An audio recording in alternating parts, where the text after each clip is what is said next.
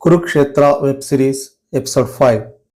దీనికి ముందు ఎపిసోడ్లో ద్రోణుడు మర్నాటి కురుక్షేత్రంలో పాండవుల్లో ఒక యోధుడిని మట్టు పెడతాను అని శపథం చేస్తాడు. కానీ ఆ యోధుడు ఎవరో చెప్పడు. ఎవరు అనేది ఈ ఎపిసోడ్లో తెలుస్తుంది. చివరిదాకా చూడండి. అది కౌరవుల శిబిరం. యుద్ధం చేసి అలసిపోయి ఉన్న సైన్యం నిద్రిస్తోంది. సత్యజిత్తు అనే పాండవుల గూఢచారి రహస్యంగా అక్కడికి ప్రవేశిస్తాడు. సరిగ్గా ఆ సమయానికి ద్రోణుడు, దుర్యోధనుడు మాట్లాడుకుంటున్నారు. రేపు పౌర్ణమి, సూర్యాస్తమయం అయ్యేలోగా పాండవుల్లో ఒక మహావీరుణ్ణి మట్టు పెడతానని శపథం చేస్తున్నాను అని ద్రోణుడు అంటాడు. దుర్యోధనుడు, ఆచార్య, మీ శపథం నెరవేరే క్షణం కోసం ఎదురు చూస్తుంటా అని చెప్పి వెళ్ళిపోతాడు. కిటికీ పక్కగా నిలబడి వీరి మాటల్ని సత్యజిత్తు రహస్యంగా వింటూ ఉంటాడు. జయద్రథుడు ద్రోణాచార్యుడి శిబిరం వైపు వస్తుంటాడు. సత్యజిత్తు ఒక్క దూకు దూకి చెట్టు చాటుకెళ్ళి దాక్కుంటాడు. ఆ అలికిడికి జయద్రథుడికి అనుమానం వస్తుంది.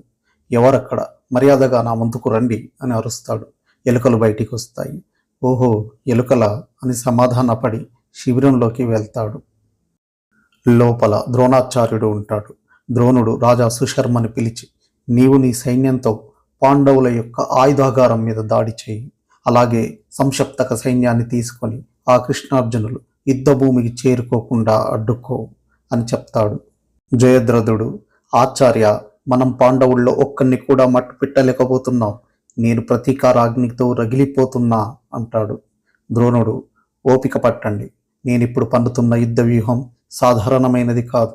అసంఖ్యాకమైన గజదళాలు, అశ్వదళాలు, పదదళాలతో కూడిన అభేద్య వ్యూహం, పద్మ వ్యూహం అని చెప్తాడు. జయద్రథుడు ఆశ్చర్యపోతాడు. ద్రోణుడు, జయద్రథ, నువ్వేం చేయాలంటే భీముడు, ధర్మరాజు వగైరా మిగతా పాండవుల్ని పద్మ వ్యూహంలోకి ప్రవేశించకుండా అడ్డుకోవాలి. లోపలికి రావాల్సిన వాడు ఒకే ఒక్కడు, అతను ఆ ఒక్కడే అని చెప్తాడు. ఈ విషయం తెలుసుకున్న భీష్ముడు కూడా పద్మవ్యూహమా అని ఆందోళన పడతాడు. అది అంత కష్టతరమైనటువంటిది మరి. ఇంకా పాండవుల శిబిరంలో తిరిగొచ్చిన సత్యజిత్తు తను అక్కడ రహస్యంగా విన్నది చెప్తాడు. ద్రోణాచార్యుడు చాలా కష్టతరమైన వ్యూహమే పన్నాడు. ఏదో పద్మం అనే మాట మాత్రం నాకు వినపడింది అని చెప్తాడు. శ్రీకృష్ణుడు తలూపి, పద్మవ్యూహం. ద్రోణాచార్యుడు పద్మవ్యూహం పన్నుతున్నాడు. అర్జున, దాన్ని ఛేదించగల శక్తి ఎవరికీ లేదు, నీకు, నాకు, ద్రోణుడికి తప్ప అంటాడు. అర్జునుడు ఆవేశంగా, పద్మవ్యూహమైన ఇంకే వ్యూహమైన కురుక్షేత్రంలో నా గాంధీవంతో సమాధానం చెప్తాను అంటాడు. అప్పుడే అక్కడికి వచ్చిన అభిమన్యుడు, నా రౌద్రం కూడా సమాధానం చెప్తుంది అంటాడు. ఏనుగు దంతాల్ని పోలినటువంటి యుద్ధ వ్యూహాన్ని కూడా నేను రచించాను అని చెప్తాడు. అర్జునుడు సంతోషించి యశస్వీ భవ అని దీవిస్తాడు. అలా వాళ్ళు మాట్లాడుతుండగానే ఒక పెద్ద అగ్ని అణ్వాయుధం దూసుకొస్తుంది. శ్రీకృష్ణుడు తన మాయ చేత దాన్ని నిర్వీర్యం చేస్తాడు. శ్రీకృష్ణుడు, అర్జున, ఇది ద్రోణుడి వ్యూహమే, మన ఆయుధగారాలని నాశనం చేసే ప్రయత్నంలో ఉన్నాడు. అర్జునుడు ఆ వెంటనే సైన్యాన్ని వేటాడడానికి ముందుకెళ్తాడు. కానీ సత్యజిత్తు హెచ్చరిస్తాడు, ఆగండి, ఇదేదో ఆ ద్రోణాచార్యుడి ఉచ్చులాగా ఉంది అని హెచ్చరిస్తాడు.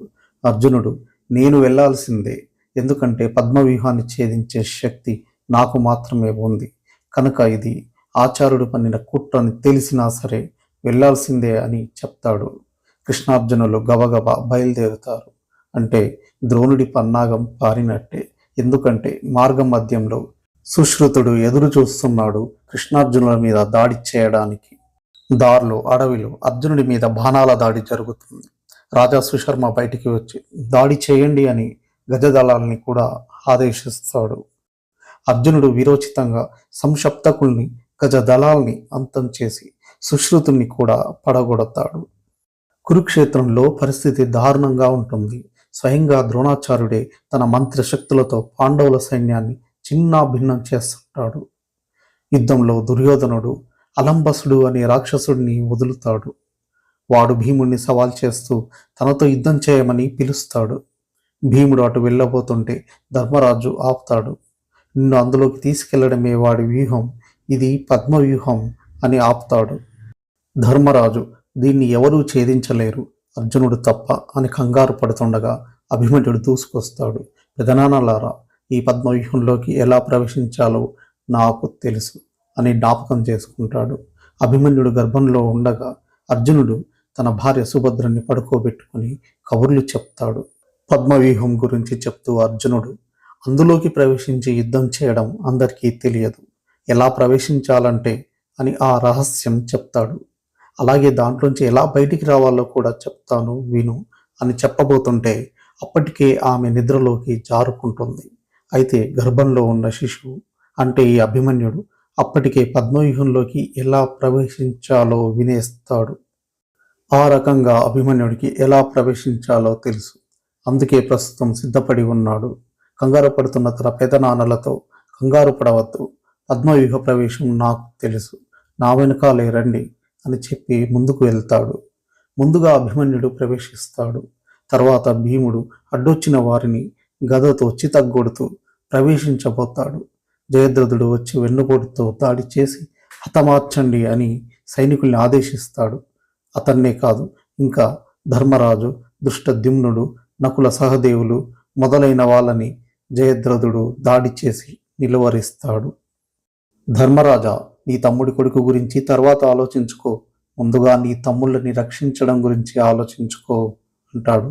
అలా అక్కడ అతనితో తలపడుతూ దృష్టద్యుమ్నుడు, ధర్మరాజు, నకుల సహదేవులు బయటే మిగిలిపోతారు.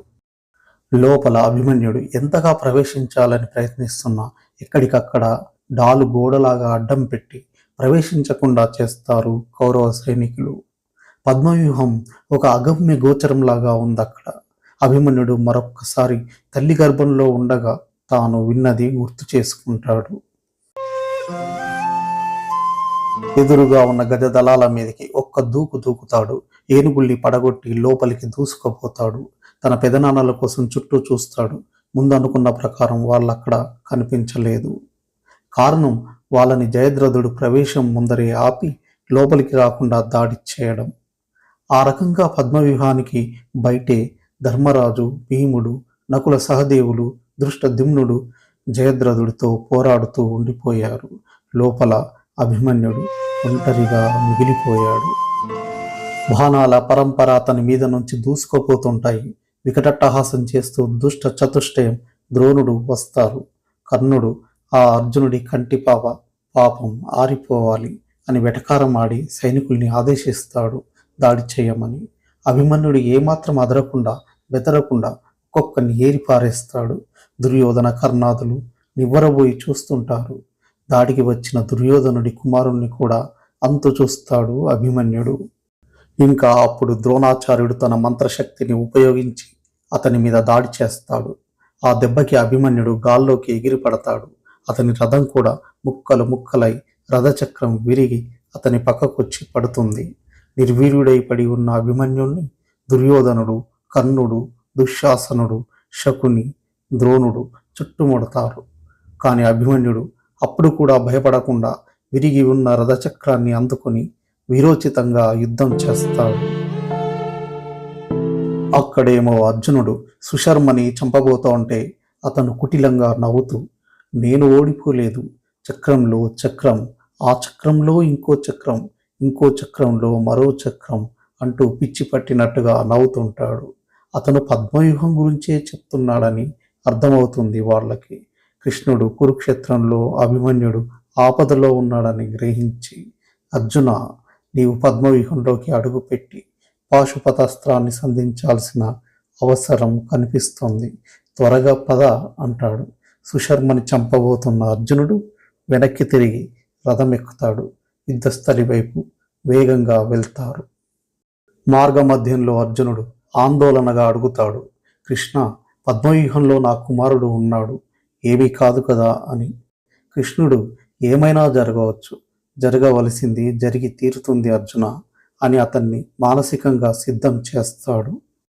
అభిమన్యుడు దాడి చేయబోతుండగా కౌరవ సైనికుడు బల్లెం విసిరి అభిమన్యుడిని పడగొడతాడు. అయినా అభిమన్యుడు రథచక్రంతో పోరాడుతుండగా దుశ్శాసనుడు గదాయుధంతో కొడతాడు.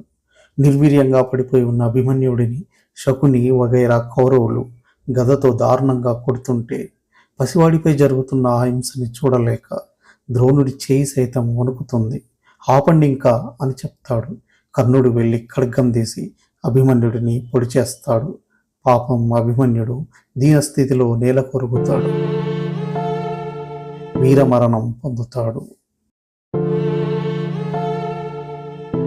అప్పుడు అక్కడికి చేరుకుంటాడు అర్జునుడు. పద్మవ్యూహం ముందు అడ్డుగా నిలబడి ఉన్న జయద్రథుణ్ణి చూసి బాణం ఎక్కుపెడతాడు. జయద్రథుడు పెద్దగా నవ్వుతూ, ఆలస్యంగా వచ్చావు అర్జున, పాపం నీ కుమారుడు నీకోసం చూసి చూసి నువ్వే ఆలస్యంగా వచ్చావు, చాలా చాలా అని వెటకారంగా నవ్వుతూ వెళ్ళిపోతాడు.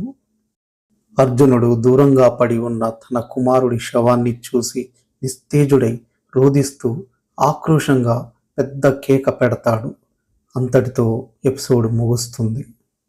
చూశారు కదా, ముందటి ఎపిసోడ్లో ద్రోణుడు పాండవుల్లో ఒక వీరుణ్ణి మట్టు పెడతాను అని చెప్పినట్టుగానే మట్టు పెట్టాడు. ఆ వీరుడు ఎవరో కాదు, అభిమన్యుడు, ముక్కుపచ్చలారని బాలుడు, నవవరుడు. భారతం గురించి తెలుసుకుంటుంటే భారతంలో లేని ఎమోషన్స్ లేవేమో అనిపిస్తుంది. అందుకే అంటారు, భారతంలో లేనిది మరెక్కడా లేదు, అలాగే బయట ఉన్నదంతా భారతంలో లేకుండా ఉండదు అని. నమస్తే. ఈ వీడియో మీకు ఎలా అనిపించింది కమెంట్ చేయండి. సబ్స్క్రైబ్ చేయని వాళ్ళు సబ్స్క్రైబ్ చేయండి. Thank you.